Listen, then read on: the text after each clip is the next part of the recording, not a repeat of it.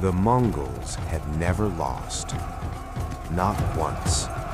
Not in 60 years of conquest.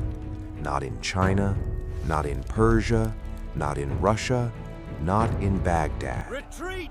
Quickly! Every army they had ever faced had broken.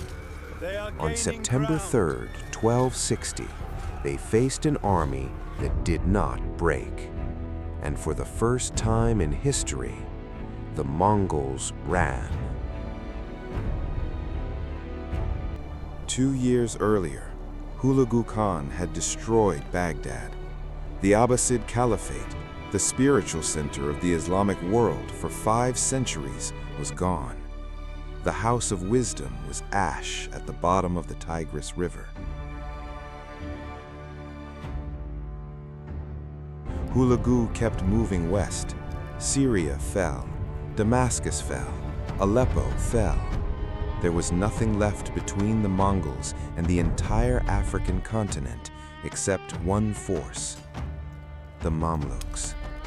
The Mamluks were not a dynasty born into power. They were something stranger and more dangerous, a military caste of soldiers who had once been slaves. Taken as boys from Central Asia and the Caucasus, trained from childhood as the most elite warriors in the Islamic world. They had seized control of Egypt in 1250 and turned it into a military state built for exactly one purpose: fighting. In the summer of 1260, Hulagu received news that changed everything. His brother, Mamluk Khan, had died in China. Under Mongol law, every senior leader had to return to Mongolia for the Qutuz, the assembly to elect a new great Khan. Hulagu left, taking most of his army with him. He left behind a force of roughly 20,000 men under a general named Qutuz to hold the conquered territories.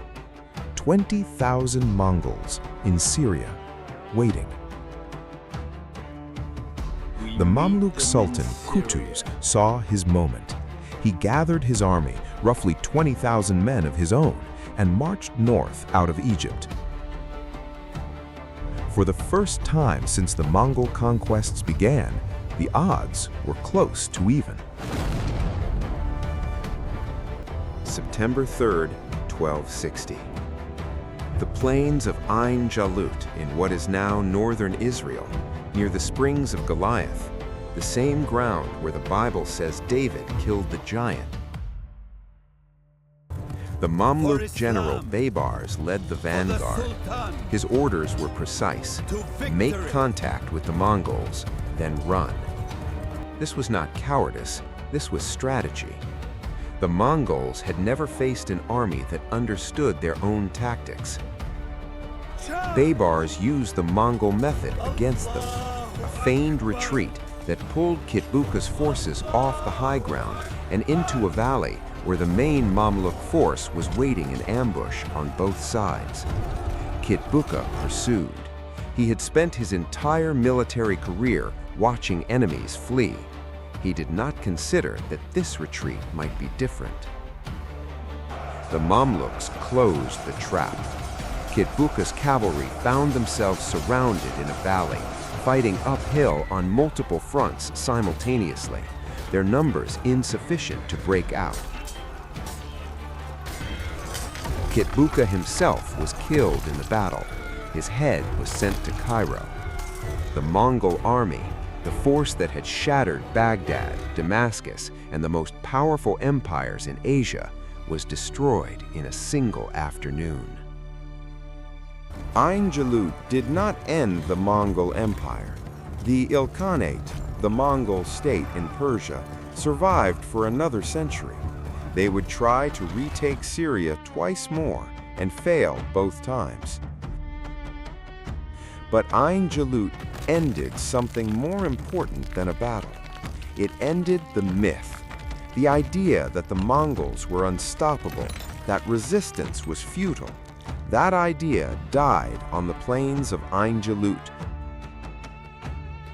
on September 3rd, 1260.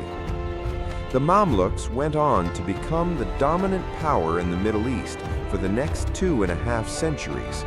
Their Sultan, Baybars, became one of the most capable rulers the Islamic world ever produced. And when the Ottoman Empire finally rose, the same empire we have followed across this entire series, it rose into a Middle East where the Mongol tide had been broken.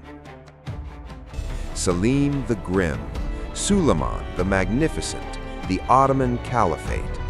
All of it was possible because on one afternoon in 1260, an army of former slaves stood their ground.